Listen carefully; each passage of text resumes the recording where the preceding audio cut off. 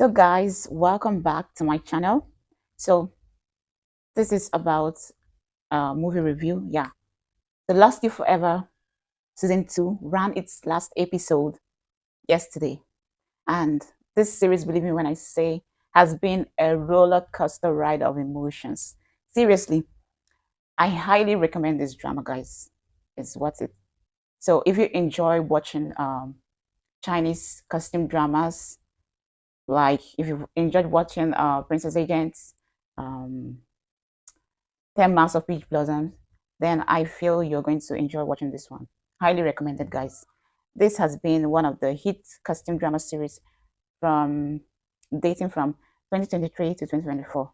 So because the Chinese prequel, which is Lost You Forever, season 1 was aired last year, 2023. So the season 2 was aired this July on the 8th, and then it ran its last episode yesterday, which was July 22. So I'll be giving you some reviews on this drama. So if you're really interested in watching this series, then stay to the end of this video to hear more about Lost You Forever and how everything went, the finale of this hit drama. Okay, so let's go into the video.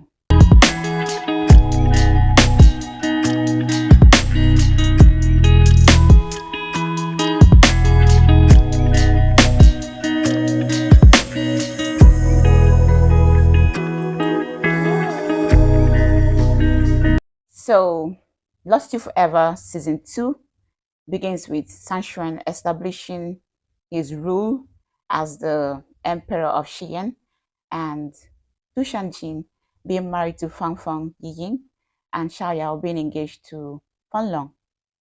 So this the story comes from the third book in the novel series, The Book of Mountain and Sea, written by Tong Hao.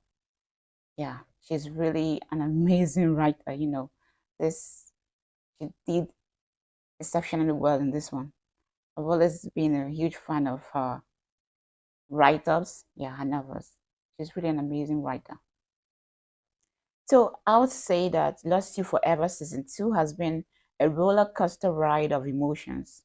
Yeah, at first when I saw the trailer of season 2, I saw it was kind of like brutal. I saw, you know, a lot of bloodsheds, people spitting bloods, and it was like, oh my God, should I go in? I was like contemplating whether I should watch season 2 or not. But of course, I had to, of course, since I've already started the journey. So I had to like see it through. So season 2 is more raw. Yeah, like very raw. And it has amazing cast. In fact, I would say that Lost You Forever has amazing cast. Everything, the costume, this cinematography, everything was top notch. The storyline, it's amazing. The cast, the whole crew did amazingly well in this series. It's one of the best costume drama of 2023 to 2024. Highly recommended, guys. So, speaking of the characters in the series, um, the nine-headed demon Xiangliu and Cang Xuan, the emperor of Xiyan, Xiao Yao, um, Fang Lo, Fang Long, and Tushan Jing. So, I'll be starting with Cang Xuan. Cang Xuan, I would say, was a bit selfish in his dealings with his cousin, Xiao Yao. Though Xiao Yao, right from when they were really small, when Xiao Yao lost her mom, and then Cang Xuan lost both parents on the same day. So they've been together since day one. She's one person that always stood by his side, gave him everything he wanted. The love and attention was there. You could feel that they truly love each other as beloved cousins. They've been through thick and thin. She's been the one, like everything he wants, she makes sure he gets. So Cang Xuan has been more on the receiving side. That was why he was like, okay, I need to get more power. I need to be more powerful to give my sister what she really wants. But of course, it's always lonely at the top, right? The more power he acquires, the more he realized that he couldn't really make his cousin, his sister, his beloved sister happy. And it was like the more power he wanted, the more they, started drifting apart. However, this season two of Lost You Forever is more raw, more bleak, and more unkind to the viewer's heart as it follows the journey of our broken characters and their futile love. Ultimately, Lost You Forever season two is a story of what could have been, what will never be, and what remains. Okay, let's start with the nine-headed demon Xiangliu. At times watching this season, it felt like this was Xiangliu's world and we were all just living in it. The nine-headed demon has to be one of the most complex, deeply layered, and nuanced characters on Chinese television series. With his life shaped in torture, the shackles of a lifelong oath dragging down his very being, and undying loyalty to a doomed army, the Cherong army, hanging over him like a cloud. The nine-headed demon is the most devastating unsung anti-hero I have ever seen in this series. Even though he started his journey with borderline villainy, he is soon revealed to be sacrificial, noble, and selfless in a way that is both self-punishing and painful. His love for Xiao Yao is real, thoughtful, tender, and pure, even as he tries to bury it under constant denial. He builds her up in a way no other man has ever done, with tough love, unexpected tenderness, hidden affection, and needed ruthlessness. He makes her the kind of woman who she has always wanted to be. Someone who can rely on herself, someone who belongs and who is strong and unafraid. Ultimately, he's the one who understands her on a so deep level. He's her teacher, her best friend, her soulmate, and also the man she can never have. Always there to pick her up when she needs it most. Always there to save her when nobody else can. To the very end, his goal remains to do what is best for her, even if it rips his heart out. He wears the mask of her worst tormentor when in reality, he is the guardian angel who makes it possible for her to have everything she has ever wanted. His love, unlike others, comes with no conditions. The only condition he has is her happiness. TanJianci's acting was phenomenal here. He was capable of displaying so much emotion in a matter of minutes. He's fearless, vicious, demanding, deeply sacrificial, stubbornly duty bound, frustratingly complex, unflinching, vulnerable, badass portrayal of a dragon with a golden heart that is so broken that he knows nothing else completely wrecks the viewer's heart. At the same time, his duality shines through in the form of Fanfambe, a carefree, playful, witty, flirtatious Casanova that is even more painful to watch because it dangles the possibility of how different things could have been in another life for both us and Xiao Yao. What if Xiangliu was just Fanfambe, a man who could love without restraint, live without burden, and could accompany Xiao Yao for the world to see? What if he gave them a chance? What if? It's enough to drive you insane.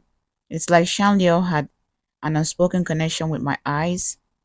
Every time he came on screen, he always made viewers cry tears of blood.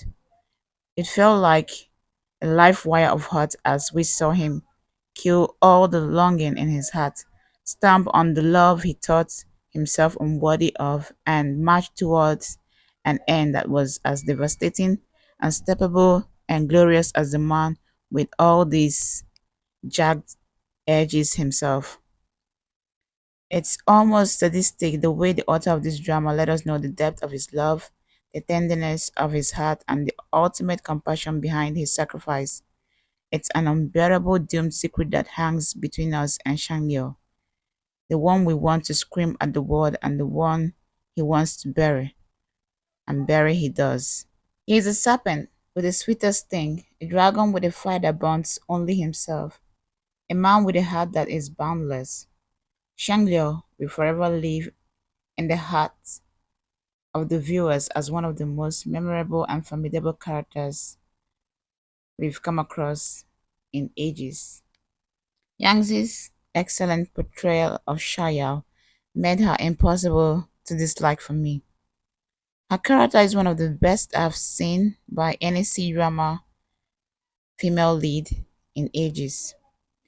Xiao Yao is a woman who wears her past and troubled childhood like a clock. It's always there, lingering at the back of her mind.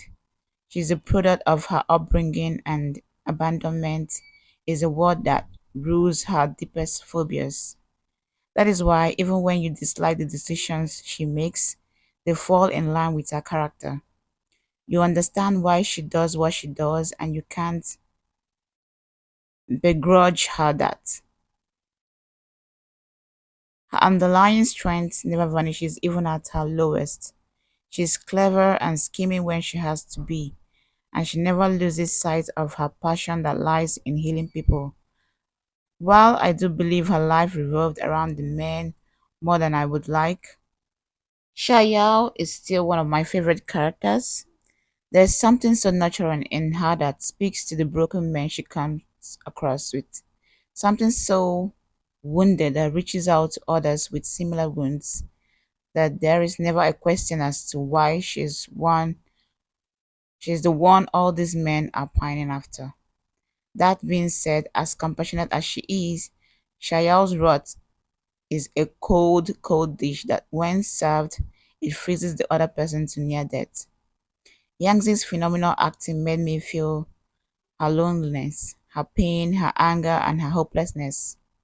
She has always only ever wanted to have someone that would put her first, and it's impossible to forsake her for it. Even if it pains me to say it, her ultimate decision is the most realistic and practical one among the very mega options. Cang Xuan's love is shared by the throne he sits on and tainted by all the women he must marry for the sake of power. Xiangliu, on the other hand, who is without a doubt the one she would be with if she could, is imprisoned by a debt that will never be paid, a debt that has become his identity. It's all he knows, all he has ever known, and parting with it means parting with himself. So Jing, who is simple, unimpressive, easy to handle, Tushan Jing is the safest option for her heart. She doesn't need saving because she can save herself. She doesn't need fame because her lineage gives her enough of that. She doesn't even need the epic, unforgettable love anyone. She doesn't need the epic, unforgettable love anymore because all the torture she has faced over the years has beaten it out of her. What she needs is just a partner, fully devoted and simply there, right next to her with no other responsibilities other than staying with her. In Jing, she sees the innocence that she herself has lost, and preserving it means preserving a part of her. By healing Tushan Jing, she heals herself, so she fights for him with such devotion because despite all the pain, he has brought her happiness that is simple, a simplicity she has forever craved for, and I won't hold that against her. Because despite the men you root for, this is ultimately Shaya's story about the love she lost, the love she never had, and the love she gained. It's a journey of how she met this man who changed the very trajectory of her life, who broke her some, who healed her some, who left her different kinds of impressions on her heart. And of course, Lost You Forever is not without flaws. I'm not going to say Lost You Forever was perfect because I did find some flaws in it as well. The number one, I feel the plot did go in circles at times and the action or war scenes were poorly executed. There is a lot of telling rather than showing as well. Other times there were unintentionally funny scenes that didn't go with the tune of the drama. However, the biggest flaw was the last few episodes. It was rushed, messy, and deviating from the original novel. It baffles me why the drama chose to make some of the choices it did in order to reduce the brutality and tragedy of the original novel. I think it made the story more audience friendly, but it really felt like defanging a lion and turning it into a house cat. The fates of these characters in the novel were there for a reason. They made sense because their personalities and actions led up to those conclusions. So meddling with that, especially in the case of Cang Xuan, just made a lot of things feel underwhelmingly for the viewers. And yet they decided to keep one of the most cruel fates in the story, just like it was in the novel, even when the viewers prayed for some reprieve there. So I am not sure what the point of those changes really was for because I'm sure the amount of scenes they modified, they ended up pissing off fans of each of the men. So my final thoughts on the drama from my own point of view. So yes, while I had problems with this drama, it was still very much a story that pulled out all of my heartstrings. I felt so much empathy and so much grief for these flawed characters, and I feel that overall the writers did an excellent job weaving a narrative that was so compelling and so utterly agonizing. There are some excellent supporting characters in this drama in the form of the bratty but endearing Princess Nian, the wise Xiyan Emperor, and the lovable Haoling King. They all have moments that steal the show and allow you to look at the main protagonist's actions with a different perspective. Lost You Forever is an extremely character driven, slow burn story, which is why I think this is the best scene 2 episodes a day. You have to sip and feast on it like a mug of cozy hot cocoa instead of drowning it like a tequila shot in one go, because if you do that, you will be left coughing, sputtering, and bored. Ultimately, this is a story about love, but love is not the end goal. These are complicated characters who all have their own motivations to do what they do, and while they crave for a home,